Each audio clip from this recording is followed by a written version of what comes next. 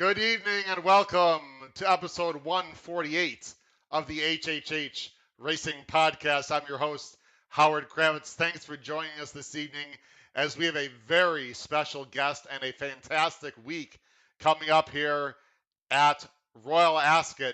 A lot of exciting races, many very exciting things to talk about. Trainers, owners, jockeys, some of the best races in the world will be taking place this week at Royal Ascot, and we have it covered here like a glove. I'd like to personally welcome any new viewers to the show. I'm sure we have many international viewers watching, all because of our fantastic guest that I'll be bringing on here in just a moment.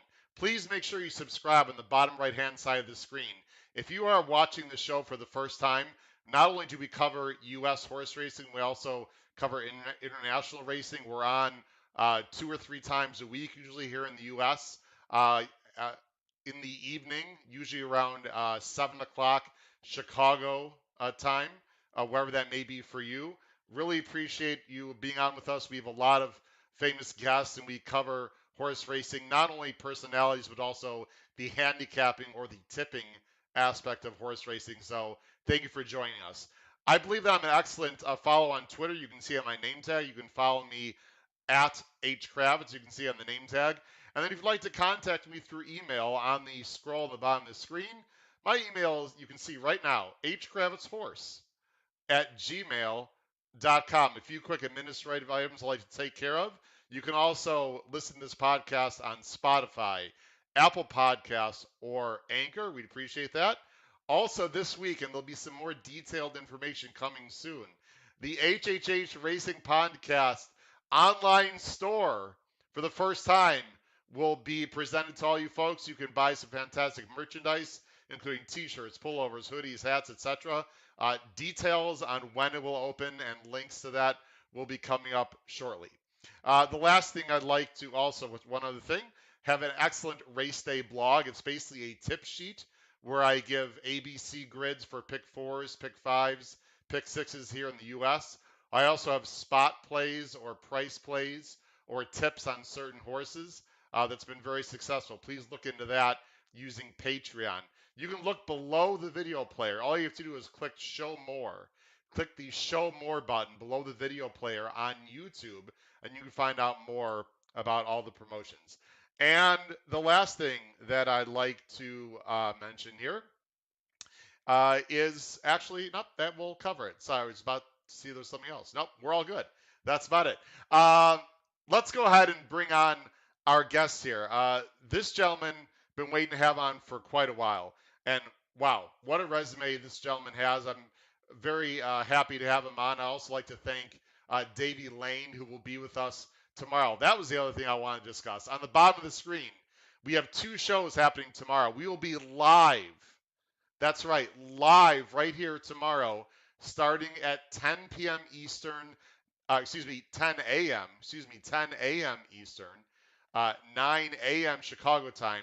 We'll be on for the Coventry Stakes, which is the second race of the day, and we're also going to be covering live a few others, including, of course, the King's Stand, Golden Pal versus Nature Strip, and then we'll also be talking about the late pick 3 or treble, which is a huge bet with something called the World Betting Pool, which we'll be talking about also with our guests. So see us tomorrow right here live, 10 a.m.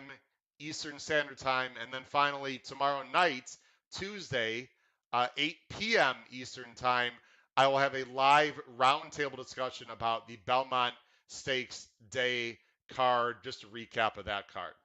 All right, that's all the administrative items. Let's go ahead and bring him on right now. He's up early this morning from Hong Kong. He is with the Hong Kong Jockey Club, a tremendous presenter on TV. I've seen him. He does an excellent job. Long-time broadcaster. Let's bring him on, Mr. Andrew LeJeune. Andrew, how you doing today? Good, Howard. That was quite a build-up as well. Thank you for that. Long time, first time, as they say. And I'm looking forward to today and Royal Ascot as well, of course, for the 5 days too.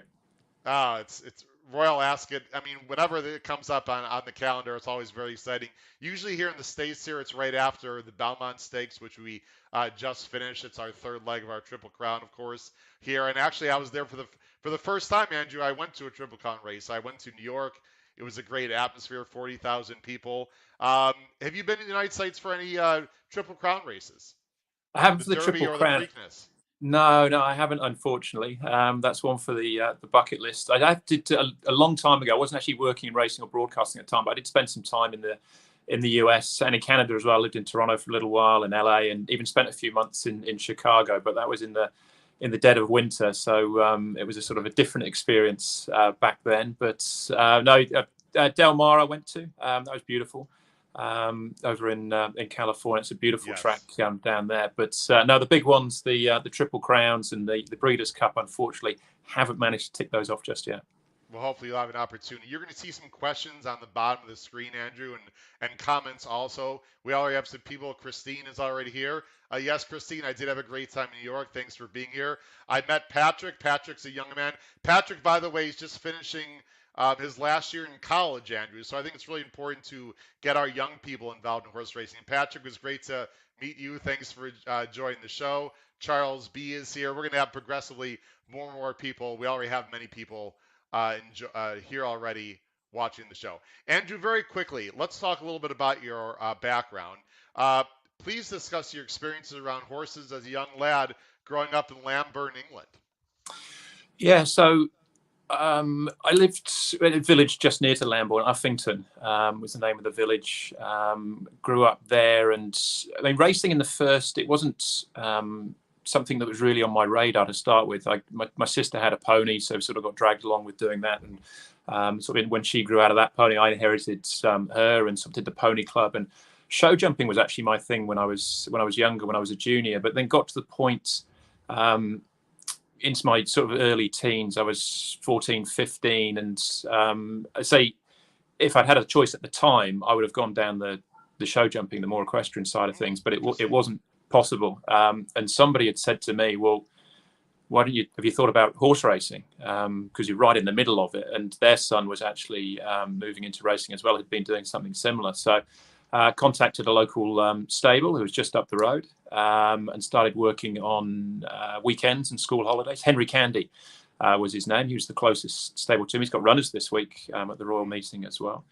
And then literally the day after I did my last exam at school, I was 15 and I started work the next day. And that was it. So you're just talking about going to college and education, those sort of things. It is important. My parents are both school teachers as well, Howard. So that wasn't the most popular decision. Yeah, it wasn't the most I'm a high school, I'm a secondary school teacher as well, Andrew. I think I told you through email today. I just finished my 25th year as a mathematics teacher in secondary education. So I'm now on summer break, which is very nice, but good for your parents. You've been taught well, literally. Yeah, so that was, but they supported me in that. Actually, just what I think as an aside, the town I went to school in was where Lester Piggott was born, Wantage, little market town in. That's where the similarities end, I think, pretty much. Such a shame. What a tremendous man and tremendous career. Absolutely. Yeah. So yeah, started working. I'm sorry. You also worked for some. You just jumped right in. You put your feet into the fire and worked some very amazing horsemen, didn't you? Yeah, so a couple of years with Henry Candy, and say from 15. But I grew. I mean, you can't see me now, but I'm the best part of 6'3" now. So the flat career was very short-lived. But I did have a few rides on the flat, which always keen to say that I'm not an ex-jockey as such, because it was fleeting. It was very kind of them to put me up, and I had a few rides. And I moved to Toby Balding's, which is the national hunt yard, as I continued to grow and get heavier. I was there at an amazing time as well. We had some fantastic horses. Morley Street was amazing. Cool Ground won a good Gold Cup. And it was the time that Adrian Maguire, if anyone follows the national hunt racing, burst onto the scene as well. He was a precursor for a lot of the really strong Irish jockeys to come over. He was just before AP McCoy as well, who also went to Toby Balding's. But I continued to grow, get heavier, and I mean, in terms of being a jockey as well, the ability wasn't there. I could ride, but the difference between riding and being a jockey is huge. So I then I went back to college, education very important, and did a business management course there, and then went to Australia to work for David Hayes at Lindsay Park in South Australia. So did a year there, which was incredible, and it was great to sort of broaden your mind in terms of the different training techniques and how they do things there. And then came back and worked for us as an assistant trainer for a small yard back in Lambourne. For a gentleman called Richard Phillips, who still trains. He's got a sort of a boutique stable in the Cotswolds, which he does very well with a small team there. So it was all quite saying in the early days. I had great dreams of riding at Royal Ascot myself. I'd rode at Ascot once, but it wasn't at the Royal meeting. Wow, well, that's still quite an accomplishment. And then, of course, that gave you an opportunity to move on to TV. You started with At the Races as a producer, then went on as a senior producer to Sky Racing Australia. And then most of people, especially if you're probably a younger viewer, will know Andrew, of course, from the Hong Kong Jockey Club. You've been there since September 2016. Talk about that transition a bit from working with the horses to be on the other side of the camera, so to speak. Yeah, well, in the first instance with At the Races in the UK, I mean, it was just a dream move, really. I had no ambitions at that time to be in front of camera. It was just that I was at a point working in stables, working in the yards, where I didn't necessarily want to be a trainer myself. And I thought, long term, what is the future? And it seemed like a good compromise. I mean, I love being around horses and I loved working with them, but for me personally, I didn't see where I was going to progress into. So working for the TV side of things was perfect. So I was still working in racing, but it gave me some more opportunities. So I had a couple of years with At the Races. It was at the time, it was the original At the Races, and then they broke up, and then At the Races and Racing TV sort of spawned out of that. And at that time, I actually moved to Australia. My fiance at the time was Australian. We moved back and got married. And we were in New South Wales, and really at the time, the only option was Sky Racing in Sydney. So I just got a foot in the door job, did a few freelance shifts, and then started as in the control room. Again, what's necessarily what I wanted to do, but it was the foot in the door that I needed, and moved into a producer's role. And then from that, just saw an opportunity. I pitched them the idea of doing an international racing show, which was, as they were getting more into showing, racing from around the world. Pitched them the show. Again, wasn't really thinking that I'd be on the show hosting it, but was who's it going to be? Who's going to do it, basically? So I started off as a pundit, and then as a last man standing sort of scenario, I ended up hosting the show myself as well. Wow. I mean, and you've just blossomed, and you do a fantastic job. Of course, your background knowledge is evident as we watch you on air. Andrew, I have a very short segment that I created as the host and the creator of the show that my guests enjoy very much. It is called. It is called 10 Minutes to Post, but I actually have a banner for it. I apologize for that. I think that's literally the first time I've actually done that. Okay, well, that's okay. We're not going to. That's all right. I was going to put up something else, but that's okay. It is called 10 Minutes to Post. It's a 10 rapid fire questions, Andrew. So you can take 30 seconds, you can take a minute, whatever, 5 seconds, whatever you like. These are mainly horse racing questions. I threw a few curveballs at the end, some non-horse racing questions. Are you ready for 10 Minutes to Post? Yes. All right, here we go. Questions on the bottom of the screen. What was the first moment you fell in love with horses or horse racing? Well, horses themselves was as a kid riding out. It was just amazing. To be on the back of a horse, it was just almost instant. Horse racing itself, my first love in that regard would be Dancing Brave. I was still at school at the time, but he was just phenomenal, and that was the sort of horse that really sort of opened my eyes to how incredible it'd be. So, if you want to say first love, then Dancing Brave. Okay. The best or most memorable horse racing event ever attended? Many. Yeah, well, I mean, recently, Hong Kong on the big days, we've been, unfortunately, we haven't had crowds for quite some time now, but the big days here, I think one of the best days, and I'm lucky enough with the job, is to get out on the track and interview the jockeys, straight after the post, coming back in, and that's as close as it gets to walking out onto the field in the Super Bowl or World Series or something like that for me. So International Day with a big crowd as well, and you walk back in down the walkway to the winners enclosure. International Day would take some beating, with a full house of 90,000 people on course. We already teased this question just a little bit. Bucket list track or race day event you'd like to attend in the world? Yeah, well, I mean, the big ones, probably on most people's lists. I would like to get a little bit off the beaten track as well. Someone like Mauritius, Champ de Mars, the racetrack there, and the big race days look amazing. A completely different, atmosphere to something like a Kentucky Derby or a Breeders' Cup meeting, or even an Arc. I've been so close to Paris for so long, never actually been to an Arc either. Wow. So yeah, so those are the obvious ones, but even like ice racing in San Moritz or something like that. That would be Yeah, that would I be saw a pretty. picture of that. Yeah, That looks crazy. I can't even imagine. By the way, for me, it's the Melbourne Cup. I've never been to right. Australia. I'd love to be. It is the race that, of course, stops the nation. And from what I understand, it makes the Kentucky Derby look like a little cocktail party. I hear Yeah. there's a little drinking that goes on on Melbourne Cup Day. So I hear. There is, yeah, and the build-up as well. They have the street parade. Actually, that was one of my great memories as well. I went to the Melbourne Cup Protectionist a few years ago, and John Hunt, who was the commentator for Radio 5 Live in the UK, invited me up to the commentary position Oh and wow. actually did a sort of. He's calling the race, get past the winning post, round the turn, and then through to me for some mid-race comments, Wow. and then back to John as well. So that was actually, although it was only I was live for about 35 seconds. That was a real career highlight as Oh, well. that's amazing. Yeah. Andrew, what makes Hong Kong racing so special? Um, the intensity, the competitive nature of the racing here. Even in somewhere like we've got two race courses. We've got Sha Tin, which is the main track, and Happy Valley. Happy Valley, the midweek racing. There's only one group that race there a year at Happy Valley. I'd love to see more because we've had some good horses start off their career at Happy Valley. There's one group race, a Group 3, in January.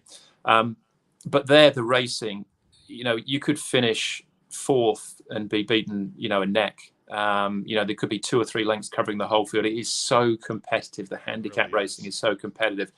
And that's what appeals to the punters as well. Generally speaking, we get full or near to full fields, 12 at the Valley, 14 at Sha Tin.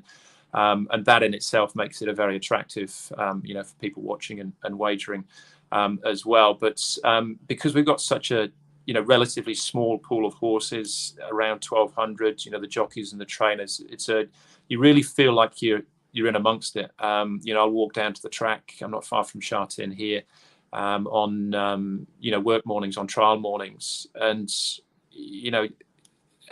I'd say everyone's, it's not everyone's best friends as such, but everyone's there. Everyone's all together. That a lot of the jockeys actually live there at Sha Tin, the trainers as well. It feels like you're right in the middle of the action. For me personally, for people watching, I think you can get a good handle on the form because you are seeing the same horses, and the jockeys as well. Generally speaking, although we've had a bit of a wet weather of late, generally speaking, you're getting good tracks right throughout the year. And from a handicapping point of view, that you can really get your teeth stuck into it, and you can see exactly the classes are very evenly laid out. There's a 20 rating point band from class 5, class 4, class 3, and upwards from that. And I think that makes it, from a watching and racing point of view, very easy to get involved with because you're just dealing with this smaller pool of horses. Yeah, we've been talking about field size. It's been a problem here in the U.S., unfortunately, based on a lot of factors. Some of it is just the crop sizes overall of the horses, but there's other factors. I really am enjoying international racing. I'm betting it more. I'm watching it more. I'm paying more attention, Andrew. And I've been a handicapper, punter for 30 years, and I think the international racing is fantastic. And I think you're going to see more U.S. Punters get involved with Hong Kong if it hasn't happened already. By the way, Sylvain's a big fan. Best tips when you bet the horses. Thanks, Sylvain. Appreciate you watching the show, and I know Andrew appreciates your comment there. A few other quick questions here. Let's move on here. What advice would you give someone who wants to become a TV broadcaster? Yeah, that's a good one because I said before, I never really, in the first instance, I didn't set out to be a broadcaster. And my first actually TV gig, first time I was live on air, was actually Royal Ascot in Australia. Wow. It was 2006, I think. The year Takeover Target went. So I sort of fell into it a little bit They were showing the racing, and I don't know how my accent sounds now. It sounded a little bit more English at the time. They needed the token English voice on air. They said, "Do you want to do it?" And I thought, well, why not? What am I going to lose? It's 2 o'clock in the morning. Who's going to be watching? I can't be that bad, can I? So I did that. I was very lucky. I was working with a guy called Matt Browning, who was very, very professional, and it sort of guided me through it all. So it was a great introduction, and it just sort of built from there. In terms of being a TV broadcaster, then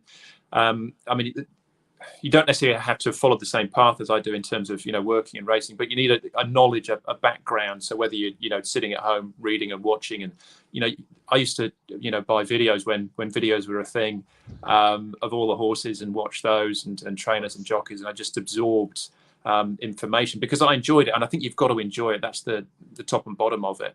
If you you have do to have a enjoy passion, no matter which profession you choose, correct? You have to have a passion for what you do. Yeah, and I think most people probably do, who follow racing. It's Absolutely.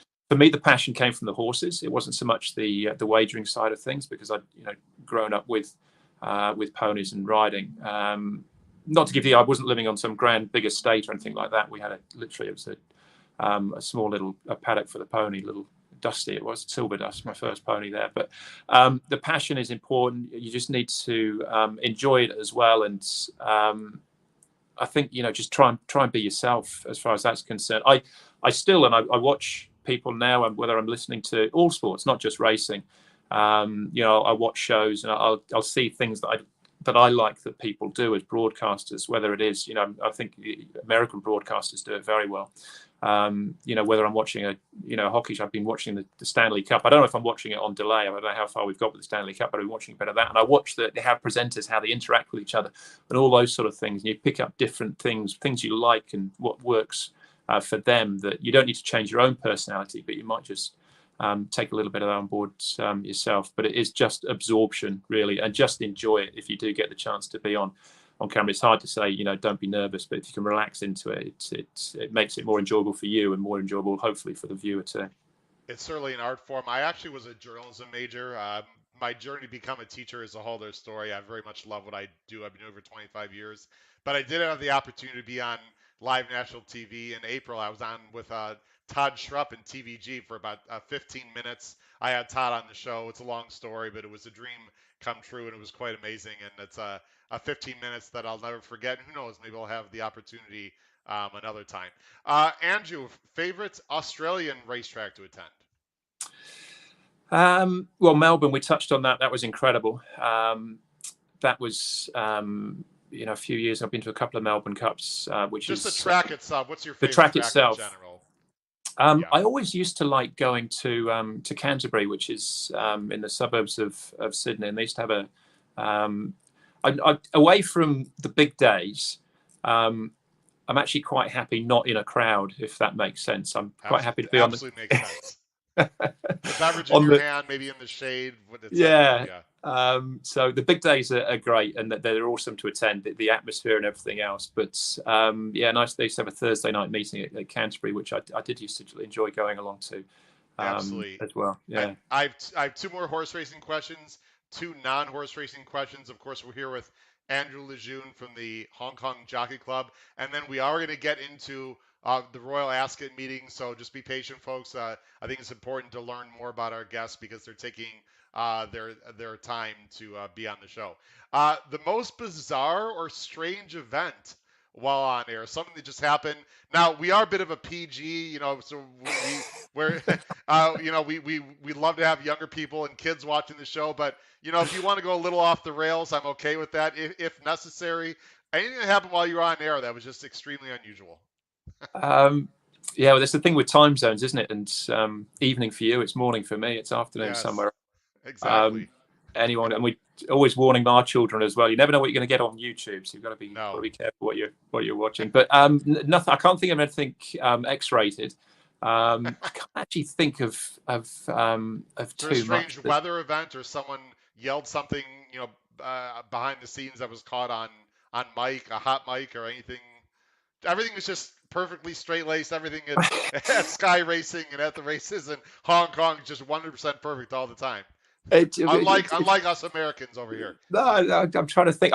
It didn't happen to me, but I think it was, and he's actually the caller. If it's not him, I'll apologise. But Matt Hill, who calls the racing in Melbourne now, he's Victoria's #1 caller. Yes. I wasn't there at the time, but I think it was Matt that he was in the studio, and this is inside, so it's in the building, and there's security. I mean, you can't even just walk in. The security to get in, so with your badge and all those sort of things. And he was on air in the studio on a race night, and a possum got into the studio and walked. So he was actually on air talking, and this that happened possum recently on TVG. Yeah, it did. That's crazy. They did talk about that. I've had a very boring. Now you bring it up. I've had a very boring career as far as those things are concerned. I honestly cannot think of. That's quite all right. That's probably a good thing. So that's quite all right. That's okay. We'll go ahead and move on. Last horse racing question. Very simple. Do you have a favorite horse? Is it Dancing Brave? Well, it would. That era for me. I mean, Dancing Brave was just an amazing racehorse. His Arc de Triomphe win. People all say it was one of the 86 was one of the strongest arcs that was ever run, and just the manner of the victory. But around that era as well, Pebbles, who won over at the Breeders' Cup meeting in the very early days of the Breeders' Cup, as well. When it seemed like it was, this is the days you couldn't even watch it, live. I don't think back then. And she was one of the videos that I had. The career of Pebbles was a favourite. Indian skimmer, Sir Henry Cecil trained her. So a lot of the favourites I sort of go back to, the golden age for me when I was sort of growing up and just getting into it. I think your Pebbles was my Goldacova. I think. Right. Okay. Goldacova was the first international horse for me. I just turned 50 years old, so I'm not a spring chicken. But we, because of technology, of course, we didn't have as much access to European racing and vice versa. When Goldacova came here, her turn of foot, I was just mesmerized. It was just something you don't see here in the States. It was just unbelievable. We're going to ask you. A really quick story. Just thinking about the Breeders' Cup, and I was saying back before TV. I used to work very close to the Dick Hearn stable. He trained Jeune, who came across. Famously jumped the Shadows. So this is before live. It was being covered live. So we went to the pub to watch it with Dick Hearn's stable lads. Everyone's in the pub, big screen. It's all on delay. There's no Twitter. There's no social media. No one knows the result.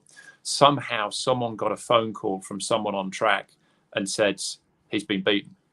So there was two or three of us in the pub that knew Jeune had been beaten. Nobody else did. Everyone's sitting there waiting. The race starts.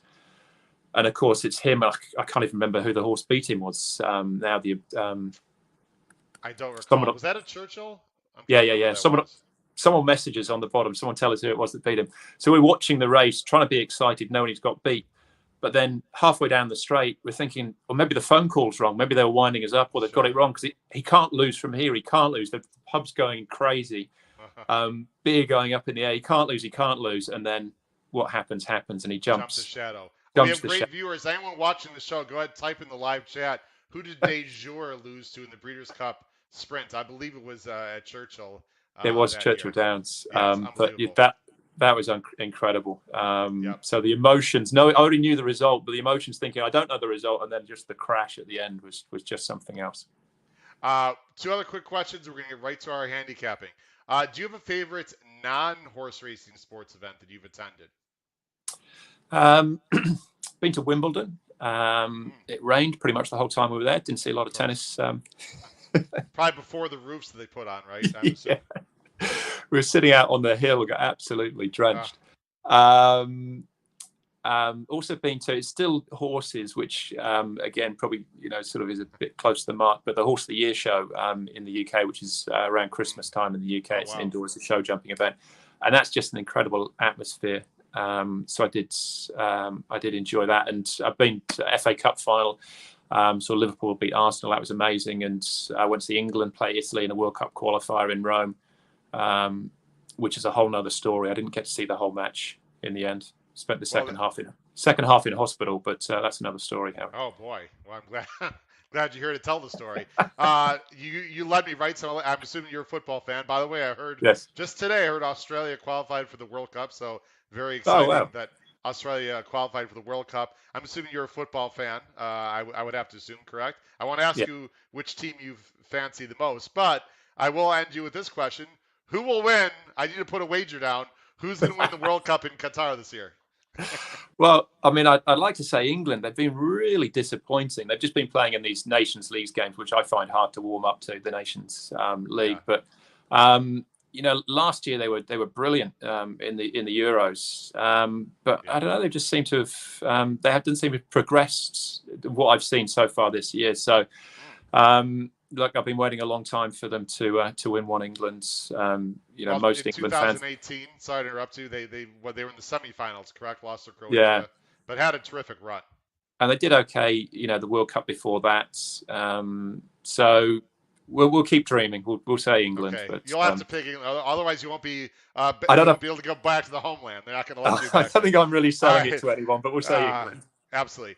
Andrew, we've many things to talk about with Ascot. Really appreciate a deep dive into your life and background, as we have many viewers here in the United States that are probably not as familiar with you. So thanks for sharing your experiences. Let's get into Royal Ascot. It's the premier meet of the entire year internationally. Um, Us, of course, in the United States here, we're a little bit partial to Saratoga, which is coming up next month. But in terms of group races and the international flair, it doesn't get any better than Royal Ascot. I have a few questions that I'd like to ask you. I'm going to go ahead and bring on what's happening on day one. Actually, before we get to day one, let's talk about some other topics. The whirlpool, Mm. and I'm going to go ahead and pressing a few buttons here. I'm going to bring up the whirlpool. Can you please explain to our viewers what the whirlpool is? It was created by the Hong Kong Jockey Club. It's basically a commingled pool. But Andrew, I'll let you talk about it as I bring up a graphic on screen. Yeah, and I'd suggest everyone follows on Twitter the World Pool Twitter feed as well, which is @WorldPool. There's loads of information on there and stats. They talk about the meetings. They have some video previews as well. The last World Pool meeting was the Derby or the Oaks and Derby meeting at Epsom just a couple of weeks ago. But yeah, the Hong Kong Jockey Club hosts the pool.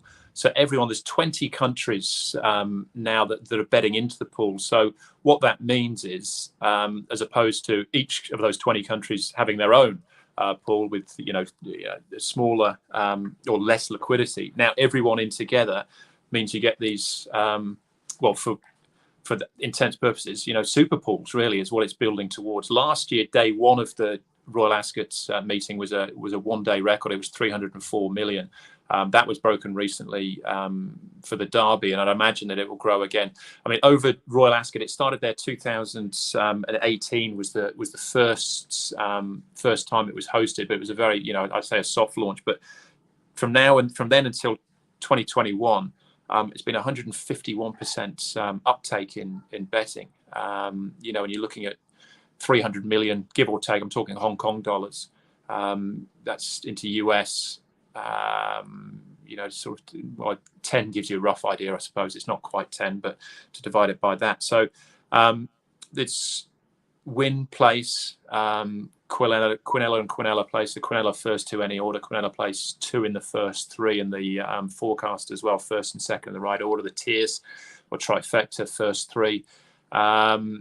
So I think what it gives, particularly from the UK, because the UK is sort of dominated by the high street bookmakers, and the tote betting there was a little bit on course, but it wasn't necessarily seen as where the professionals would bet, I don't think. But now with the extra liquidity and so many, I mean, I don't know what it's like for you guys, but most of what you see people complaining is that they can't get a bet on. They're getting knocked back, or the price is being refused, or whatever it might be. But if you're betting into a tote pool with this sort of money, then yes, the prices will move and there will be some big goes as well, but you can get on, and that's the main thing is for a meeting like this. So I'm sorry to interrupt you, but Yeah. Matthew, it was safely Yes. kept in the 90s. There you go. Thank you, Matthew, for that. He said it was at Belmont, actually. Was it? I'm not sure. I don't want to say which one it was, but according to Matthew, it was. So I'll have to get back and look at that. I thought it was Churchill, but perhaps not. Safely kept, though. That'll do for me. That was what we were Okay. trying to work out. Thank you, Matthew. Andrew, we have a question also from Horsey Dave, a fan of the show. Is Canada one of the countries in the whirlpool? Uh, Do you know? I don't have the 20. I'm pretty sure it is. Yes. Okay. I don't have all 20, but again, if you go to the Whirlpool sites, or you can there's a microsite of the Hong Kong Jockey Club Yep. as Someone well. else confirmed it. So was it? We were wrong. It Belmont. was at Belmont, apparently. Yes. Wow. Okay. Well, Um, very well. Horsey Dave also mentioned you can also bet what color the Queen will wear. Correct? You What hat? can. I'm not sure if it's confirmed if he's actually going to be going this week. I'd be very surprised she didn't. I don't know how close you were following the Platinum Jubilee Yes. celebrations. Well, I know she missed some events, Yeah. etc. Yeah. So I mean, We'll excuse her. What is she? She's 80. I'm sorry, I don't know her age. I no, apologize she's for that. 96. 90, 90, I whatever. want to say. We'll excuse her for that. That's Yeah, okay. so hopefully she can get to one day. I mean, I guess the Platinum Jubilee, the Saturday would be the day as it is the Platinum Jubilee. So maybe they'll Okay. just sort of play it safe. I don't know, but yeah, you can. Yeah, it used to be a big thing. And Andrew, The do you color of the find? hat. I know I asked you before the show because if I cannot bet here in the states, I do have my friend Davey Lane and a few other people in the UK that will be making bets for me through the UK pools. Did you find out for our US viewers? Are you aware which ADWs or betting platforms that US bettors can bet the World Pool this week? Well, I'm pretty sure it's all the major ones. Okay. So whoever you're betting with, if you're betting Okay. through all the established ones, I'm pretty sure that all I, goes into the Whirlpool. Yeah. I will say, I'm sorry to put you on the spot, Andrew. I will say for you U.S. Viewers and listeners, I did. We're gonna be. I use DRF Daily Racing Form. I use DRF bets quite a bit. On their program, they didn't have anything about the whirlpool, but from what I understand, it might show up in your betting platform tomorrow on the day. And I would be very surprised if Twin Spires, if you use Twin Spires, that's the betting platform through Churchill Downs, Andrew, that many people also use. Just check your ADWs, folks. Perhaps Niver bets. There's many ways to bet, of course, here in the U.S. If you're interested in the Whirlpool, I highly recommend it because there is one particular bet that we're going to talk about here in a little bit. What's called, you folks call it the treble. We call Yeah. it the pick three. I believe the first time a horizontal bet being offered through the Whirlpool, it's going to be a huge pool. And the races that the treble covers, wow. If you're a U.S. fan, and you were disappointed about small fields, look what's going to happen tomorrow at Royal Ascot on the last three races. It's going to be tremendous. But Andrew, we'll get to that in just a minute. It's very exciting. Ralph says perhaps TVG might also cover All- the yeah. Whirlpool as well. All the major ones will, I'm sure. Yeah, definitely. 96 years old. Yes. Toby 96. is the queen. Okay, let's talk about the races tomorrow specifically, Andrew, and then we will get into some other quick questions. We're going to be talking about horses on day one that you're tipping. We're going to talk about the treble bet as well. Let me go ahead and share my screen so people can see what's happening day one tomorrow. Let me take this off the screen. So tomorrow, we're not going to talk about every particular race, folks. There's 5 days of racing. We're not gonna have Andrew on the air for 3 hours here. We're gonna be very brief, but we are gonna focus on day one, especially with horses that Andrew fancies, because there's one particular horse from his neck of the woods, so to speak, not too far at least from where he is in Australia, that is absolutely a brilliant sprinter facing another brilliant sprinter. The races now, that's local time, just so everyone knows. It will start at 9:30 Eastern time, 9:30 Eastern time, 8:30 Central. We'll start with the Queen Anne. It's always a fantastic race, a traditional start. Many famous runners have won that race. It is also, you see this in purple, folks. It's a little bit hard to see, but that is a win and you're in. So whoever wins that race does automatically qualify for the Breeders' Cup at Keeneland Racecourse in Lexington, Kentucky, where I will be at, Andrew, in November. Then you have the Coventry, another Group 2. A Group 2. Then you have the King's Stand, which I want to talk about quite a bit with you, Andrew, as well. It's the 5 furlongs on the straight. St. James Palace. I'm looking at this Group 1, Group 2. And then the last three races, two handicap races, Class 2, and a listed race, are the three races that are part of the treble, or the pick 3 in the whirlpool. So, Andrew, it's a fantastic lineup. Let's just in general about day one. What do you look for on day one? The weather's going to be fantastic for the first few days, which is great. Sometimes the far side or the stand side is favored more based on the condition of the track, but it will be firm. They do water the course. Talk a little about what you look for on day one for our U.S. punters. Yeah, so I mean, the weather's probably the first thing to note. It's seemingly is going to start, quick ground, good to firm, and that will rule a few out. I can already know sort of later in the week, and even probably I say tonight because it's already Tuesday for me here. So Royal Ascot, it's tomorrow for you. So apologies if I sort of jump between that. No problem.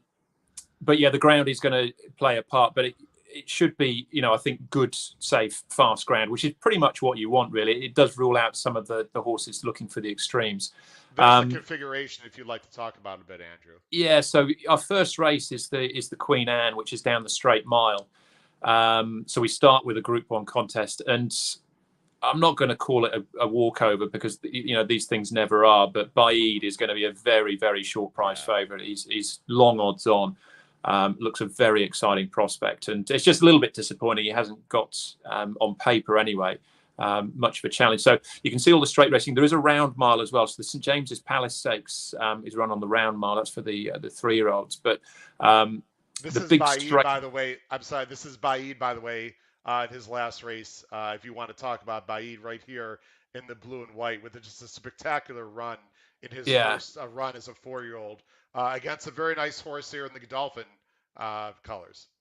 Yeah, so this is the Lock-in Stakes. This is a straight mile as well at Newbury. He was first up for the season, first up since last year. He's still unbeaten in 7, and you can see that's chinned it back in third place as well. Right in fourth, or third place there too.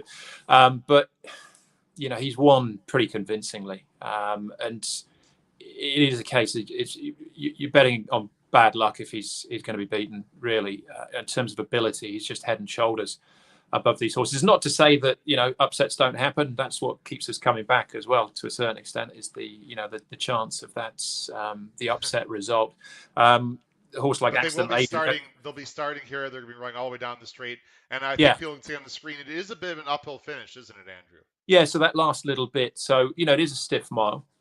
And it comes into play as well with the 5 and 6 furlong races as well, which we'll talk about. The mile and a quarter start's interesting because you can see it sort of down the back straight there. Is that you're running downhill there, so that's that corner, Swinley Bottom as they call it, where it says level there, but that comes up quite quickly. So a wide draw if you want to go forwards and you get rolling, then you can find yourself in a bit of trouble there. So it's definitely something to consider, even at the mile and a quarter start, that a wide draw can be a little bit tricky if you're going forward, or even if you want to get back, and find some cover, because they run down to that bend quite quickly, and then it's a sort of a drag, and they come out of the bend, and they drag back up to the home straight. So the draw can be important, as you said, with the big sprint handicaps as well. We'll get a gauge on that as the week progresses, whether you want to be stand side, far sides. Generally speaking, I think a lot of it comes down to where the better horses are. It sort of levels it out a little bit, but you will see, potentially, some sort of bias as far as the big handicaps are concerned. Even the King Stands, I think most people want to be drawn on the high side as opposed to low, which Nature Strip and Golden Pal both have. Now, could just explain to the U.S. I know this terminology, but again, we have some people who are not familiar when you say the high side, because that's that's the stand side. Those are the numbers that are higher that you would see in the stalls, correct? Yes, and you will find that people will have, and it can get confusing when you'll talk about far side, but it's actually the inside of the track. But as you're looking at it, it's furthest away from you. So there's a little bit of a quirk as far as that's concerned. And until probably a few years ago, the draws didn't used to be necessarily. They changed it all so that it used to read left to right as well, instead supposed on the inside of the track. So but they've changed it now. It's made it a little bit clearer. But yeah, when I talk about far side of the straight racing, I'm actually talking about the horses on the inside of the track, or stand side or grandstand side as well. But let me just these are the American Daily Racing Form past performances. I just want to point out to the viewers at home, and of course, if you're listening to this on Spotify, Apple Podcasts, or Anchor, you can't obviously see the screen, so we'll explain. Real World, the first race is the 5 horse, but the way that if you have DRF past performances, of course, there's many other past performances that you folks at home could look at. The way that Daily Racing Forum does it, the same thing they did in Dubai and a lot of international races.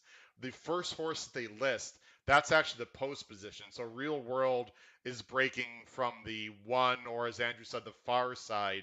So the gate that's furthest away from the stands. So basically you have near side or stand side, and then you have the far side, which is of course furthest away from the public, so to speak, the viewers. So Real World is breaking from the one post, or the one gate, or the one stall, 7-1 morning line, but is the 5 horse. And you see, there's Baid, who's 1-3 in our morning line. Odds on, obviously, fantastic 7 for 7. We'll be breaking from a little further, and then there's Chindit right there. Let's go ahead very quickly. Do you have a pick in the Coventry? And then I'd like to talk about the King's Stand. Coventry Stakes. I thought probably, or Blackbeard's going to be very popular. Ryan Moore for Aidan O'Brien. Aidan's got a great record in the race. He's won it 9 times in total. He's unbeaten in 3 starts. But I thought Persian Force was interesting as well for Richard Hannon and Ross O'Ryan. Drawn barrier 12, so will be stand side, unbeaten in 2. He actually won the first 2-year-old race of the season, so he's a very precocious type. So I'd imagine Blackbeard will be favourite, but if you wanted one against him, then maybe Persian Force. And there seems to be a little bit of confidence about him. And Richard Hannon is a really good, he's a good trainer, just all in, but he's really, really good with the 2-year-olds, Richard Hannon. Yes. So I'd be having a second look at him too, for sure. I saw Blackbird's last run. Just stayed on the stand side rail and just drew off one very well. It's a very progressive type. Out of by No Nay Never, who is a horse that we're very familiar with here in the United States, because Wesley Ward trains a lot of No Nay Never sires, boys and girls from that sire. So offspring, I should say. So of course owned by Tabor, etc. So this will be a very well fancied horse. Andrew, one of the main reasons why I wanted to have you on tonight, for many reasons, but one is this next race, which is race 3. Now, let me take these PPs off the screen. We have seen some spectacular sprinters over the years, and there's 2 horses in this race that are gaining a lot of billing. And what's ironic about this race, Andrew, is I think you're going to say the same thing as I'm about to say, but for a different horse. And I will say, in my 30 years of handicapping betting horses, Golden Pal, who we're going to talk about in a minute, is the best turf sprinter the United States has ever produced. I mean, this is just a complete, what we call a freak. I mean, in a good way. Super fast. We'll show his PPs in a minute. He has lost, and interestingly enough, he has lost on the straight. But Wesley Ward, of course, we all know Wesley Ward here in the States, who swears by this horse. This is the best horse he's ever trained. And then I'll let you talk about who I'm sure you feel perhaps is the best sprinter perhaps you've ever seen in the horse from Australia. Yeah, just on Golden Pal as well. I think it's interesting. Wesley's taken a different tack. He's taken his horses to Chelmsford this year, which is interesting. Yes. I think one of the main reasons he thought it was closer to the airport, flew into Stansted there in Chelmsford and just relaxed. And I think it's Chelmsford's. It's not far off being an American style. So it's a mile round. It's a synthetic surface. So it's interesting. I think it's just an interesting aside what they've done with Golden Pal and the others as well. And of course, as far as the jockey bookings are concerned, he's sticking with Ortiz, I think he's unbeaten on the horse, isn't he? So I think I mean, it's, as a general rule, I prefer the jockey to know the horse as opposed to the jockey to know the course, if that makes sense, because it is a straight 5 as well. It's not going to be over complicated for him. It's not completely straightforward. It's still a new track, but. I was going to ask you, because Dettori has been writing a lot for Wesley Ward. I don't know if that's earth-shattering news, but it is quite interesting that he's going with Ired Ortiz instead of Frankie Dettori. Yeah, no, I mean, it is different. I think they've made a little bit of it in the UK as far as, that he has gone well, hasn't gone with Frankie this year, but I say Ortiz knows the horse inside out, and the other ones as well. So I think that's a positive. I wouldn't be too worried about anything else. But Nature Strip, well, I mean, he's a monster of a horse physically. I mean, he's incredible athlete and a real specimen.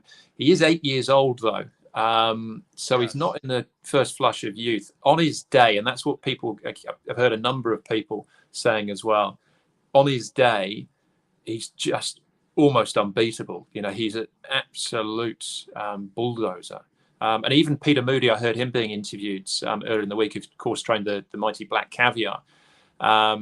This is the last race if you'd like to just, again, some American fans have probably never seen this horse, Andrew. Yeah, well, I mean, he's right here on the outside. Go ahead. You can see he's got some decent early speed. I mean, I wouldn't have thought, well, I'd hope that him and Golden Pal, if they eyeball each other out in front and they go, toe to toe, then we really might see something special. We might see them, both burn each other out. But you can see there that he's got tremendous early speed, and James McDonald, who'll be riding him this week, knows the horse very well. I mean, he's a 20-time winner, this horse in his 8 years, and as far as the speed is concerned, 1,000, and he's won over 1,100 and 1,200 well. And with this being a stiff 1,000 meters, I mean, you could almost say that it's almost like an 1,100 meter race, or even a 12. But you can see he's just dominated this field here. And Peter Moody even said that physically he's almost a little bit like Black Caviar in that respect. Is that he's just an incredible individual. I mean, nothing else has got into the race here. Just an extraordinary performance. And if he turned up and did this, then that's my big hope. I don't want to be too parochial about it, but what you really want to see as a race fan is you want to see Golden Pal and you want to see Nature Strip at their very best and not come back. You don't want the excuse of he hasn't travelled, and it just hasn't put up his best showing, because he has. He's of his 40 odd starts. I say he's won half of them, so he's been beaten lots of times as well. But for an 8-year-old, you'd expect that. But James McDonald obviously talks in glowing terms about this horse as well. And again, you can just see this devastating turn of foot. Unbelievable. The way this horse quickens is just a culmination of many races. We'll leave this on, Andrew, as we talk about this horse. What I was blown by, and I've seen this horse run live, but I want to watch more. His turn of foot, his quicken, especially the last 200 meters, is just spectacular. And my gut feeling, I think Winter Power might, go after Golden Pal. I think this horse is a little more tractable, a little more rateable in behind if they go crazy fast up front. And I think that's a big advantage for this horse over Golden Pal. Yeah, so I think you're right. He's versatile as far as that's concerned. He can lead if he has to. But what I'd imagine James will do, they're not drawn too far back. He's drawn, barrier 10? I think Golden Pal is in 13. Yeah, so what he gets the opportunity to do is he can just follow Golden Pal wherever he goes. And is that an advantage? Quite possibly, really, because, Ortiz is going to be, as you say, I think probably maybe getting a little bit of pressure from Winter Power, who's very, very fast. And maybe that just helps if James can just take the slipstream, just sit in behind and pounce late. He's going to get the last shot of them. So in that regard, tactically speaking, maybe it plays to Nature Strip's strength. But I don't know, Golden Pal. I mean, is it a concern that he was beaten in the Nunthorpe and he was beaten here at the Royal Meeting before? Actually, I have some concerns on Nature. Let's talk about this just a bit. So Golden Pal, you see, ran very poorly in the Nunthorpe, and Wesley Ward claimed he really didn't know what to make of it. This horse is in such good form right now. I mean, this horse has lost 3 times. He lost his debut, which means very little to me. Lost by a neck to the Learjet, who's a very nice horse in his second career start, and then he had the gaff in the Nunthorpe. But the way that he's run, perhaps he's better on the turns. We don't really know. Wesley Ward claims that is not the case. He is a lot younger. He's only 4. And my concern with Nature Strip, twofold, Andrew. One, is he a bit over the top, as you mentioned? He's already 8. And if I looked at the past performances correctly, I don't believe Nature Strip has ever actually been down a straight. It looks like he's been on a turn in every race. Is that a concern to you as a fan of this horse? No, I think he's run. I'd have to double check that. I was quite sure he had run down the straight, but it's not a concern, for that style of thing. And I think the other thing, Chris Waller trains him. He's been there before as well, Chris. He got very close with Brazen Beau a few years ago. Who was a little bit unlucky. He was actually unlucky with the draw. He ended up racing by himself on the stand sides, and the action was down the middle. But the age, I suppose, has got to be a little bit of a concern. I don't think there's been an 8-year-old winner of the race, but he doesn't know that. And given the sorry, excuse me, I just have some water. Here's his here's his PPs, past performances. That now, unless there's a mistake here, it looks like they all say, and it's all Australia, they all say left hand, right hand. Is there a mistake, or am I just did I just not correctly read the past performances? You see the tracks he's run at here on the left, of course. Yeah, I can't. It's too small for me to read that. Oh, I'm sorry about that. Okay. Well, mainly Flamborough, Caulfield, Moonee Valley, for the most part. Yeah, I'm pretty sure he's run down the straight at Flemington. Okay. Yeah.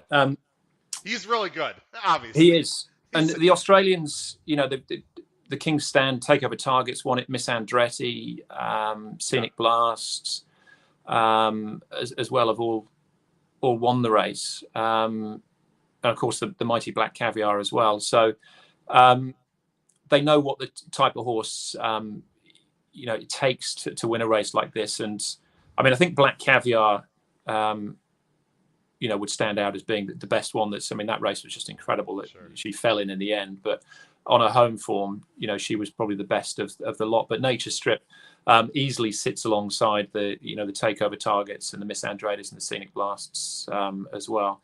So, right, of course, by Chris Waller of Wings fame, for those in the U.S. that are not aware of Chris Waller. So he obviously has been around some of the most amazing and fastest horses Australia's ever produced. Yeah. So, and he's just a phenomenal trainer, Chris. So, and he's got Home Affairs running on the weekend as well in the Platinum Jubilee. So he knows, what it takes to be competitive in a race like this, having travelled Brazen Beau before. As well, I think it's going to be a real shootout. I think tactically speaking, the advantage might be slightly with Nature Strip, just in terms of the way the race is going to play out. But I don't know, Wesley Ward, he's saying, this guy's the fastest of the fast. He's the best I've seen. I just hope he runs his race, because if he is the best, as you said, he's the best turf sprinter in the US, then we've got the best from the US against the best in Australia. You just want to see them both run their race. As a race fan, I'd be happy as long as they both run their race. Then I'd be happy with either result. If Golden Pal is the best, then bring it on. I'd love to see it. I do want to show one more replay, and then we'll talk about some other races. I'm very interested in Twilight Calls, Andrew. I think Twilight Calls has a chance to win this race. Twilight Calls, let me go back to the past performances, is the 16 horse, not breaking from the 16.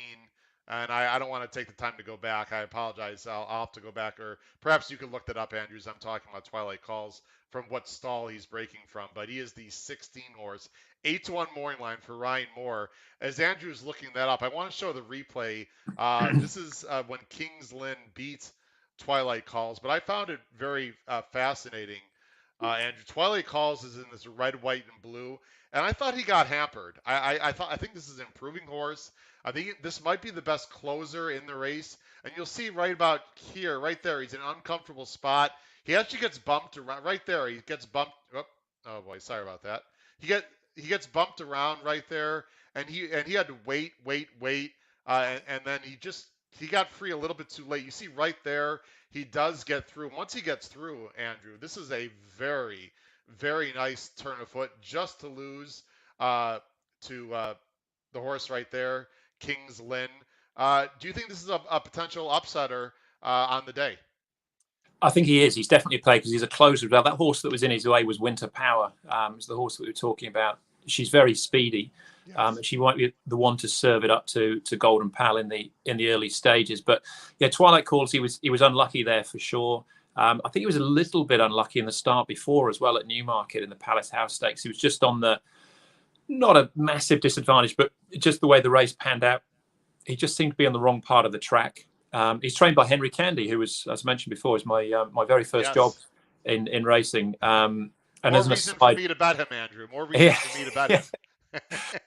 the most amazing setup in terms of the gallops. They're all private gallops that he has there. They've been some of the turf gallops untouched literally for hundreds of years. They're just absolutely beautiful. You could have a hard frost and still gallop on them. They're that lush. Wow. Um, so yes, I do think, and obviously the booking of Ryan Moore's a positive as well. He was beaten favourite at Goodwood last year, so that was a little bit disappointing. But he is definitely an improver, and he's the sort of horse that he's not going to be in this early speed duel.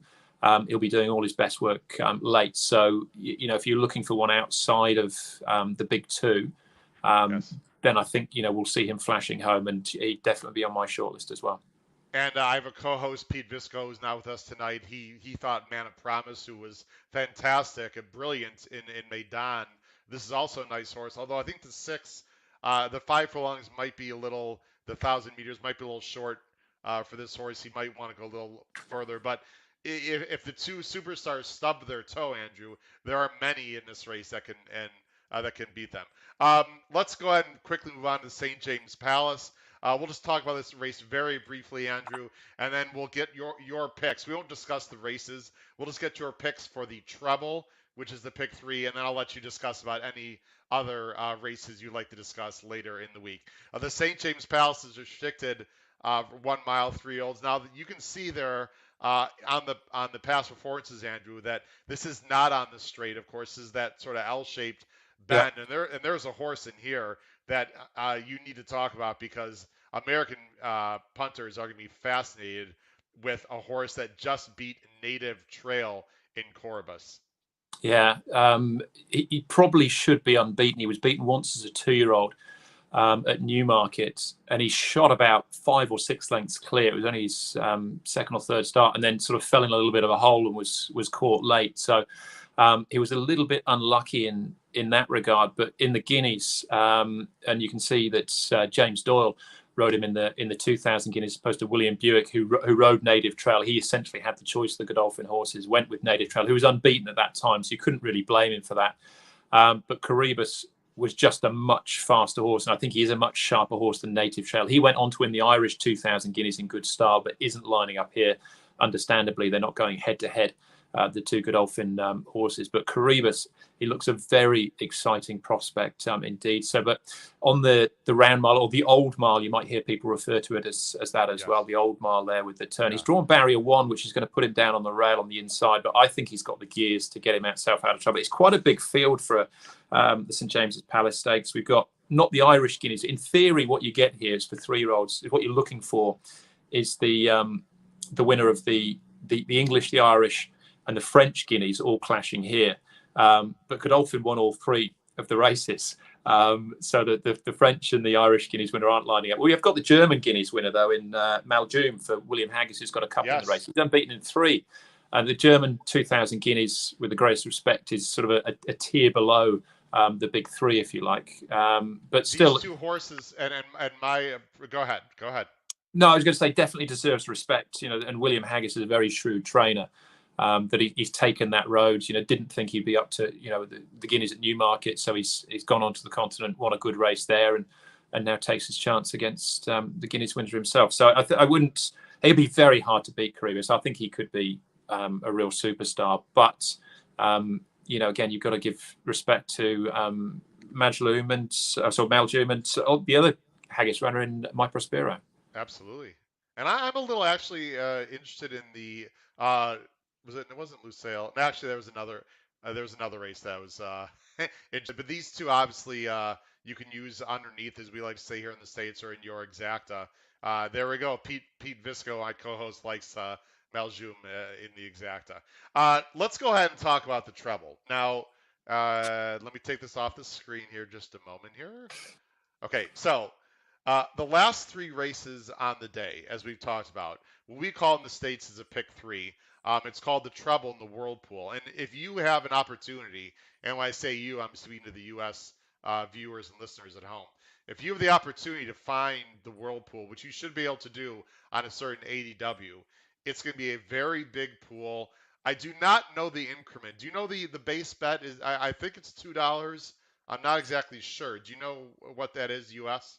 Well, I think it will be $2. It's $10 Hong Kong, so I'd imagine it'll be $2. Okay.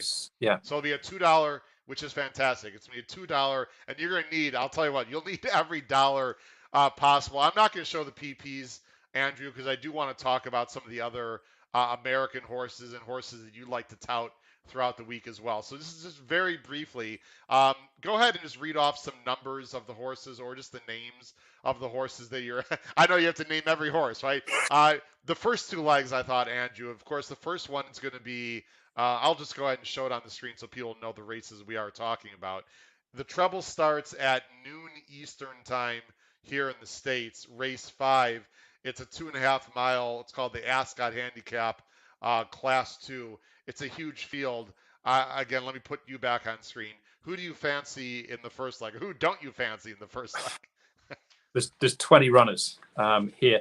I tell you one thing to take note of as well. I don't know how they, in terms of days off the track and things like that, how they note those in the DRF. But a lot of these horses will have been running over hurdles.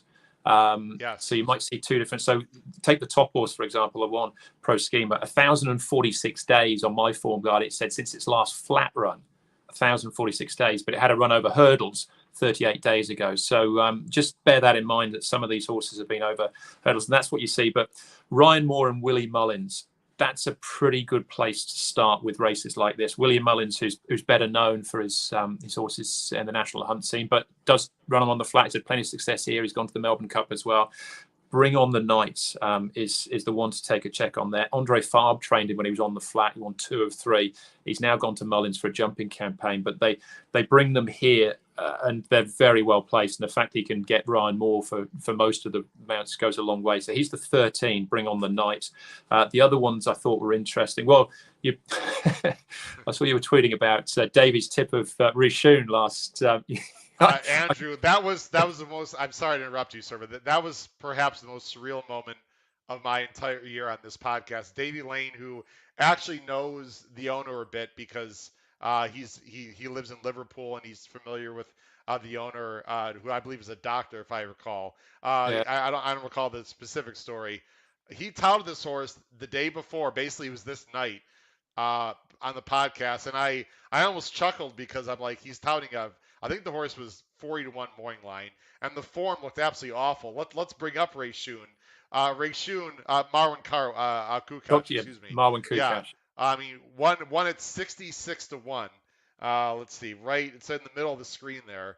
And a lot of viewers here in the U.S.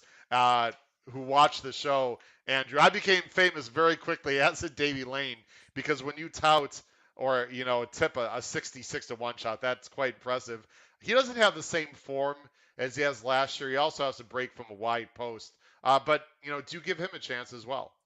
Well, I think you'd have to just on that, because you will see that these sort of horses do seem to peak for these type of races. And obviously Ian Williams is probably coming, had this race in mind, I'd imagine, for Yes. quite some time. So in that regard, then yes. I mean, you're not going to get 66 if you've still got a little bit left over. If you backed him last year, you've got a bit left over. Yes. Then have a little bit each way again. So obviously deserves respect as a horse that's performed here in the past. I thought Rock Eagle and Coltrane, numbers 2 and 3, were worth sort of looking at as well. Rock Eagle was a little bit weak first up this season. There's Davy's here listening. Hi, Davy. Yeah, He's up at 2. Davy, go to bed. You've got a big day tomorrow. What are you doing? He's up in Liverpool. What is it, 2 in the morning there? Thank you, Davy. We all appreciate it. By the way, type in the comments, since Davy is on here just for a minute. If you cashed on Jeune due to Davy Lane last year, show him some love in the comments there. Sorry, Andrew. I think Coltrane's interesting as well. Actually, he's my top choice. Yeah, well, he was second to Cleveland in the Chester Cup. Yes. A month or so ago, and Cleveland, he's actually, well, we'll talk about, he's going in around the last race now, actually, on the day, but he was an entry for the Gold Cup itself on Thursday. So they obviously think, quite a bit of him. So Yeah, I mean, 20 runners. The winners, obviously, it was 66 to 1 winner last year, 16, 12 to 1, 10 to 1. You've got to go back 5 years to find a winner in single figures here. But what David just said, he's not playing Jeune this year. So that's He is interesting. not. But His top, and by the way, let me take this off screen. As I mentioned at the beginning of the show, and Andrew, we appreciate all your time, and again, I have nothing but time, but I certainly don't want to, abuse your time, so to speak. So we can go another 10 or 15 minutes or so if that's okay with you. of Uh, course, uh, Tomorrow morning, the plan. I say the plan. Davey has a bit of a family obligation tomorrow that might bump into in his time tomorrow. But we're hoping to have Davey Lane on live tomorrow to tout and tip all these wonderful horses. But I will tell you, in case Davey is not on, that his top choice is Coltrane. He really likes Coltrane in this race. Andrew, go ahead. all right. Well, I'm in good company then, as far as that's concerned. Absolutely. So yeah, I mean, how wide do you go in the first leg? If I had 3 numbers, they'd be 2, 3, 13. Okay, so Andrew's going 2, 3, 13. I'm using literally 8 or 9 in this race, and we don't have time to go through them. But I like Coltrane quite a bit. And actually, I have the replay on Cleveland to end the show, so it's funny that you brought up the horse Hmm. Cleveland. We are going to watch the video replay. Let's go on to the next race of the treble. It's race 6. This is the Wolferton. It's 148,000 US. They're going a mile and a quarter. Who do you like in this race, Andrew? Who stood out here? We've got Majestic Dawn was a good winner at Goodwood last time out. Jumps from a wideish gate, and we talked about the 2,000 metre draw there, which makes it a little bit. He comes from barrier 10, which makes it a little bit awkward for him. James McDonald's got a potentially good ride here. He's first up for the season, Tasman Bay. I thought was interesting, riding for Sir Mark Todd, another Kiwi. But he was third at the Royal Meeting last year in a race called the King Edward, which is a mile and a half race. They sometimes call it the Ascot Derby. It's for the 3-year-olds. So I thought he was interesting, but he's first up for the season. Perotto won the Britannia Stakes last year. Hasn't done a great deal since, but that's one of those big straight mile handicaps. Fox's Tails, of course. This is from the Racing Post, everyone. A little bit easier to see without the Right. VPs. These are right. So on the left, everyone, let me make this a little bigger so people at home can see here. On the left side of the screen, I'll go one more bigger here. So this Juan Elcano, I believe it's pronounced. He is Yeah, the 9. He is the 9 horse for you viewers watching live right now. But he is in draw 7, so he's breaking from post 7. But he is the 9 horse in the program. Go ahead, Andrew. yeah. So he won last year, so and he's second up for the season. Andrea had seen it; he's definite chance. But yeah, I think it's the sort of race again where you could possibly be looking for a little bit. There's that Tasman Bay I mentioned. He's 14 to 1 at the moment. Majestic Dawn. I think that win at Goodwood might be okay, and can't see him on that first. So he might be a little bit of value. New Mandate. He's coming out of the Lock-in Stakes Yeah, behind. there he is. Yeah. 22 to 1. I don't know if those are current odds right now, but So he ran behind Baid in the lock-ins. He was no match for him in that race. But this is obviously a lot easier. Still obviously very competitive. But Rafe Beckett and Rob Hornby, they're having a good season. They had the horse placed in the Derby as well. But I think he's interested in New Mandate because he won first up, and they obviously sort of rolled the dice in the big one, the Group 1. This is easier. So, well, I say easier. It's very competitive, but. I'd be looking sort of Majestic Dawn, New Mandate, and maybe Tasman Bay as well. That's quite wide. Fox's Tails might be one to consider there at tens for Andrew Balding. Does very well. I mentioned Foxtails. I believe I saw today, Andrew, that Harrovian is actually the current favorite by the bookmakers right now, who ran a bang-up race, I believe was 2 back in, I believe it was Dubai, if I recall, or maybe it was in Saudi. I can't recall which one. Yeah, it's by Loire des Animaux. Yes. Good American. Yes, absolutely. So this is another wide open race. Cadillac, by the way, is a horse that ran in the U.S. when he was a juvenile as a 2-year-old. Another very deep, contentious race. And then you get to the last race of the day tomorrow, the Copper Horse Stakes. Another very deep race. We already mentioned Cleveland, who I think is going to be certainly the favorite in this race, and I'm going to go ahead and show Cleveland's last race, which was against Coltrane, who was in the Hmm. previous race. Andrew, if you want to talk through the stretch of this race, what an unbelievable ride by Ryan Moore right here, of course, in the Michael Tabor Silks, getting through with Cleveland in his last run at Chester.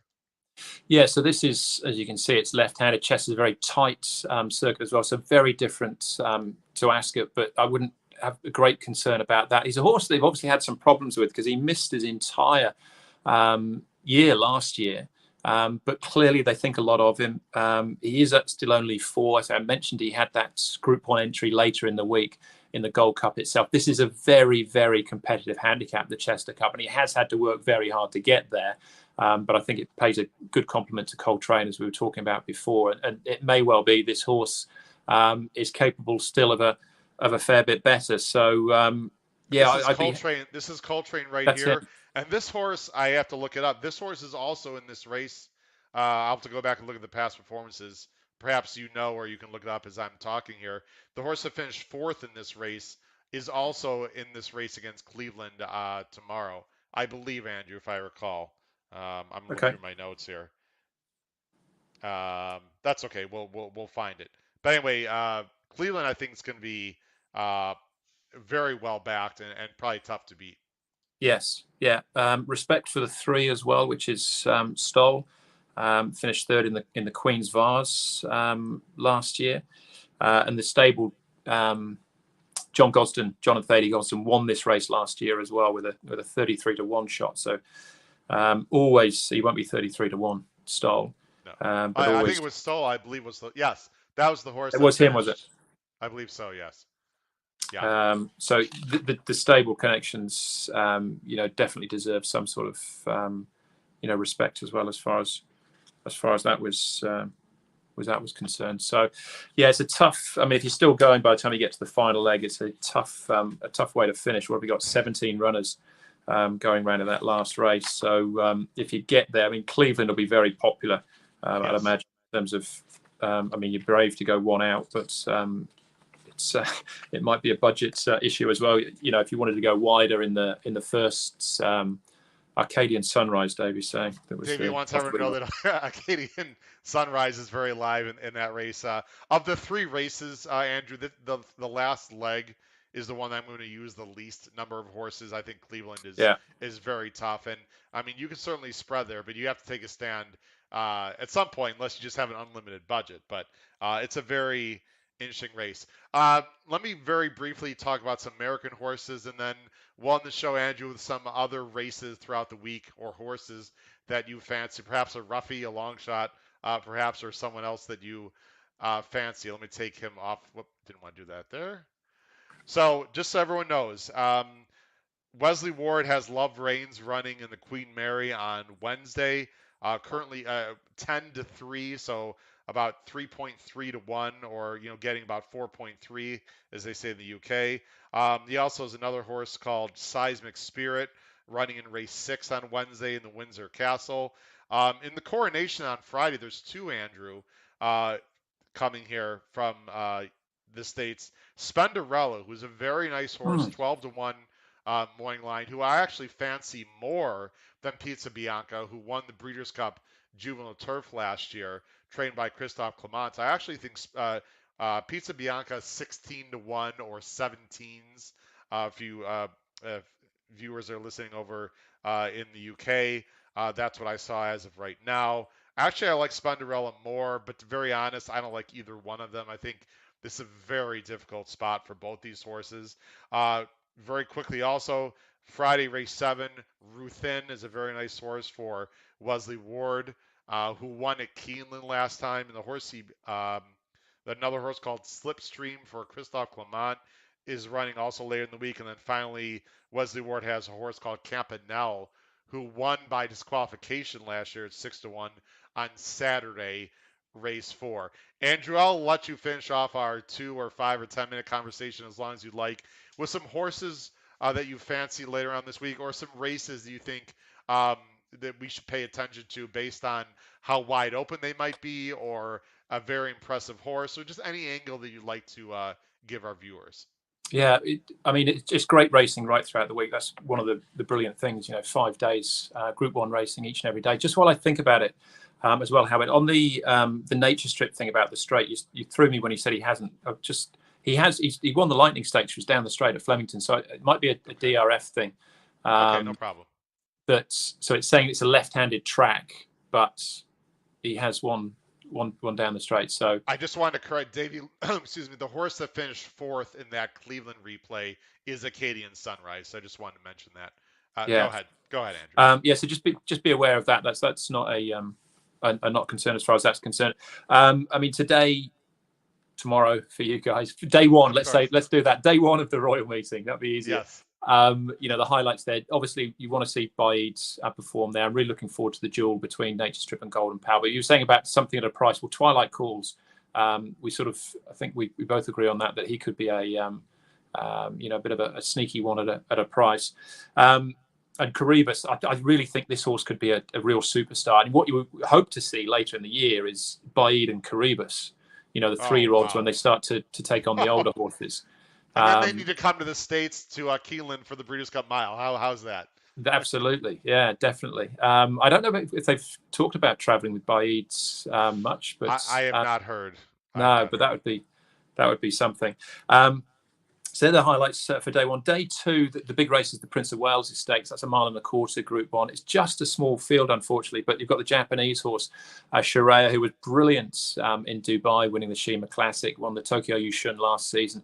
But this is a really strong race. Bay Bridge for Sir Michael Stout, Ryan Moore is an improver. This is the first time in Group 1 company, but you can see the form figures there. Looking like a picket fence, was very good at Sandown last time. But this is a step up for him. State of Rest, who's won there in the States, won in Australia, close-up thirds in Ireland last time out. Lord North, obviously top class as well. He's, coming out of a big win or a dead heated in Dubai as well. Grand Glory would be a bit of a surprise for me there. But I think that's terrific. And so the Japanese looking for their first Royal Ascot winner, but they were looking for their first Breeders' Cup winner last season as well, weren't they? And came up and... Well, actually, it's funny you said it. Do you see this horse on the top left side of the screen there above me? That is Love's Only You. Right there winning. And I won't go through the story, but I was playing in a very big live money contest, and Love's Only You gave me my single largest score for a vertical bet. In other words, not a pick 4 or pick 5, just within race. I actually played a double, which I suppose that is a horizontal bet. But anyway, Love's Only You, that horse right up there, gave me my biggest single win ever in one race. So I have him up there. What a story he was.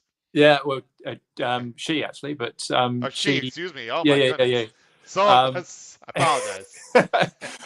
She came to Hong Kong as well, and she won out here. So she did. It's time to a career. Yeah, and they had an unbelievable retirement. That retirement party, Andrew, was unbelievable. Big player, Chero in the Prince of Wales. Thursday's the Gold Cup. I love the Gold Cup. Stradivarius is the sort of the sentimental horse in that, looking for his 4th Gold Cup. He's an 8-year-old though now. The weather's going to... I don't think, like you're seeing Trushan, I don't think he'll run. He wants it soft, and it's just unless there's a big change. And Scope would be the same. I think falls into that category too. So 2 big players. 2 out of the top 5 in the betting might not be running there. Kiprios is Aidan O'Brien, very lightly raced, getting up in trip. But again, you've just got to respect the fact they think that he's the cup horse sort of thing. But Stradivarius is going to take a lot of sentimental money as well. So that you want to.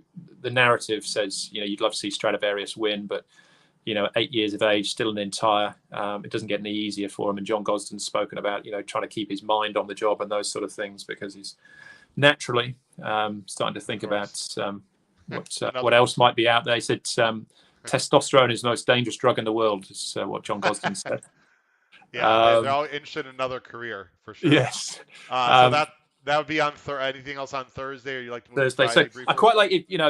Against the story. Actually, will Princess Zoe be a story in herself, because she's come from absolutely nowhere to be a real Group 1 horse for Tony Mullins. So that's there's a story around everything, isn't there? But Princess Zoe would be a bit of a Cinderella story as well, if you like, to a certain extent. Friday, there's 2 Group 1s. The Commonwealth Cup, which is 1,200 metres. This is for the 3-year-olds. So as opposed to the Platinum Jubilee on the Saturday, which is was open age. So this Perfect Power possibly coming out of the Guineas. They didn't quite get the mile at Newmarket, so back to a sprinting trip. El Caballo's won 6 of his 7 starts for Carl Burke. Looks very sharp, and it only has I think a maiden win to his name so far, but looks very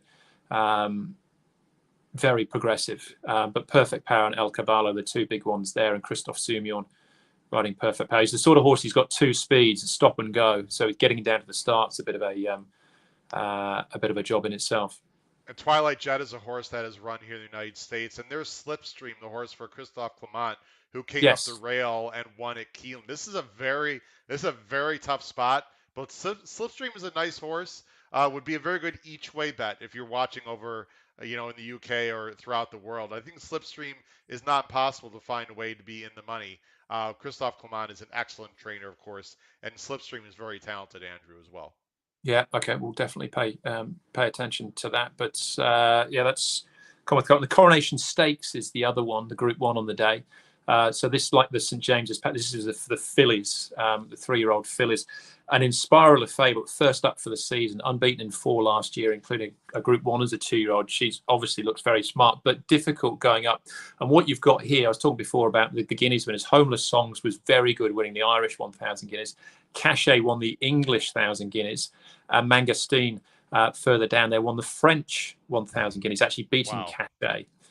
So here you have got that sort of perfect matchup of the 3 Guineas winners, plus a champion 2-year-old from last season as well, but first up Inspiral. So that's a really good lineup. That's the lineup that Spenderella and Spenderella as well. Pizza Bianca have to face. So this is why I said, as I put us back on camera, this is why I said that they're talented horses, but I think the Euros, that's just a whole other level, and their rating is much higher, obviously, as well. But I always, applaud, Graham Motion. I heard him speaking with on Nick Luck's podcast earlier in the week. I think Nick's been a guest of yours in the past, and Graham saying that just roll the dice. He's not missing anything out this time of year. So come, and he obviously thinks a lot of her, and gets a shot at a big part. And I always applaud. I love international racing and the horses coming from the different jurisdictions. So. Anyone who's game enough to have a go gets my vote. Absolutely. Anyone? Last thing, anyone on Saturday you fancy? Andrew, if you had chance to look at that at all. And again, I want to put you on the spot. It's several days out, but while we have you, the King's Stand's going to have the Platinum Jubilee on the Saturday is the big one, and the King's Stand is obviously going to have a big impact on this, because you can see Nature Strip there. We're not entirely sure if he's even going to run. It all depends on. They haven't definitely said, if he wins, he runs, or if he runs well, he runs. But the thing will be is if he does run, James McDonald, who rides him on day 1 of the King's Stand, will be riding Home Affairs there, who is a definite starter for Chris Waller. Runs in the Cornwall Blue, and he's actually run against Nature Strip as well and beat him. He's a much younger horse. He's still very progressive, but. Talk about the booking on Nature Strip if Nature Strip runs on Saturday, because this is a fascinating story that really should be talked about more here in the U.S. Yeah, so Jamie Carr will ride Nature Strip if he does run. Jamie Carr has just been like a comet in Australia, and again I'll quote, or I'll paraphrase what Peter Moody was saying about her. He's a much better judge on these sort of things than I am, but. Forget that she's a female rider. He said she's just one of the very best that he's seen. You see the horses run for her. She's a very strong rider as well. Tactically, she's very astute. So she's potentially going to pick up, one of the best spare rides of the week there in Nature Strip. But we won't know until we see what happens on the Tuesday as to whether he runs. There's another Australian horse in that as well. Is Artorias for the Freedmans. Anthony and Sam Freedman, father and son, trainer combination. Anthony's brother to Lee, who trained Miss Andretti. who won the King's Stand. So and Sam Friedman actually worked in Newmarket for quite a number of years for Roger Ver, who was assistant trainer there, I think. So he knows the UK scene very well. Artorias on paper has a bit to find with Home Affairs and possibly a few others as well, but they're not just travelling for the fun of it with Artorias. So he was a very good 2-year-old, one of Australia's best 2-year-old racers in the Blue Diamond. So definite respect for him, and Jamie Spencer will get the leg up there. So they're the two definite Australian runners on the weekend. Grenadier Guards, actually, the Japanese horse runs in that race as well, doesn't he? So he'd be interesting to see what he can do. And Campanelli as well for Wesley Ward. So it's sort of a bit up in the air as to what happens in the Platinum Jubilee. As we'll wait and see as who actually is going to take part before we can start making predictions. But hopefully, he runs well Nature Strip and pulls up, and they decide to push forward as well. But that's the sort of the big finish to the week. And as we mentioned, you and I just before the show, the declarations come out, or in our terms, the entries come out 48 hours ahead. So we'll know on Thursday our time, correct, Andrew, who should be running in the Saturday races. Yeah. In terms of exact times and how all the time zones work out, I'll have to sit down and well, Andrew, you've given us 90 minutes and a tremendous amount of information. You've been an absolute joy to have on the show. I really want to thank you so much to have someone of this high quality on the show to talk to us, to mainly our U.S. punters, about Royal Ascot with all of your fantastic knowledge and experience. It's just something that's been a tremendous pleasure for me and everyone watching tonight. We greatly thank you. Is there anything you'd like to end the show about? Any other stories we didn't cover for the Royal Ascot meet, or anything coming up in Hong Kong that you'd like to promote? Well, we're getting towards the end of the season in Hong Kong. We have 88. It sounds a bit strange when you think about it in real terms, how many races you have in America and Europe and Australia as well. We have 88 meetings for the entire season. Wow. That's it. That's less than 900 races for the entire campaign. We've got a couple of group races coming up for the weekend. And then there's no Happy Valley meeting this week. Normally we race on Wednesday night, but because of Royal Ascot and the Jockey Club hosting the pools, Happy Valley takes a week off. It gives the track a week to recover as well. So we're racing at Sha Tin on the weekend and Happy Valley at the end of the week, and then we count down to the end of the season, which is on the 16th of July. I'll then be working through the summer. So the off season then is till the start of September. I'll work through the off season, working on these World Pool simulcasts as well from the UK, South Africa, and there's some great meetings from Deauville as well in the early part of August. So looking forward to that. And I can give you an exclusive of sorts if you want it, Howard. Absolutely. It's not exactly earth-shattering, but a few people know, and news will come out as well. But I'm actually finishing up with the Hong Kong Jockey Club at the end of this season and through the summer. I'm heading back to Australia. Oh my goodness! Wow. I've had six wonderful seasons here in Hong Kong. My family actually moved back to Australia last year for a number of reasons. Okay. With the lockdowns, and schooling was very difficult here in Hong Kong, so they moved back to Australia. My wife and 2 children. So it's just been a bit difficult, unfortunately. Me being here and them being there. We'd hoped we'd be able to travel backwards and forwards with school holidays and things like that, but it hasn't quite worked out. So, can I ask you what you'll be doing back in Australia then, Andrew? Well, I don't have anything. So, if anyone's watching who's got any opportunities, then I don't have anything lined up as yet. I've started to talk to a few people and see what the landscape is at the moment. But yeah, we're settling back. So I'll be back sort of end of August, start of September, and begin a new chapter. There, but I hope to come back to Hong Kong at some point for the big meetings as well, because it really is.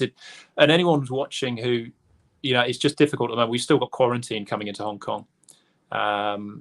It's a week at the moment. Hopefully that does ease off, but it makes it very difficult from a tourist perspective to come to Hong Kong and have a holiday. But when things do get back to normal, whatever that might be, then it's a fantastic city, particularly for the racing. I mean, you come for the racing and enjoy the city as well. Great nightlife, great restaurants, a really great place to visit. But the racing itself, Happy Valley or a Chartin, the big meetings are something else. So it's definitely, talking about bucket list things earlier on, when we do get back to big crowds, then it'd be highly recommended to come back for a big meeting here. And I might even bump into you as well as a tourist this time, as opposed to being well, Andrew is a free agent, so and a highly valued what we call free agent here in the United States. So I'm sure you will land on your feet and then some back in Australia. Andrew, it's been a real pleasure. Thank you very much. We'd love to have you on again for an international big day. We had a lot of viewership. Appreciate everyone watching from throughout the world tonight. Stay safe, sir. Have a safe trip back to Australia, and we will look for you down the road. I'll leave you on the screen here. For Andrew LeJeune, this has been Howard Kravitz, episode 148 of the HHH Racing Podcast. Please make sure you bet Royal Ascot, that Whirlpool, and the treble race tomorrow, or the treble sequence tomorrow is going to be outstanding. And then catch 2 shows tomorrow, Tuesday, on the HHH Racing Podcast. One that starts at 10 a.m. Eastern, planned right now with Davey Lane live watching the races. And then tomorrow night, 8 p.m. Eastern, Tuesday, we'll have a roundtable recap with my co-host Pete, Paul, and also Kyle Roscoe, discussing the Belmonte Stakes card and all news coming out of this past weekend. Everyone have a fantastic evening and good luck at the Royal Ascot meet. Take care, everyone. Good night.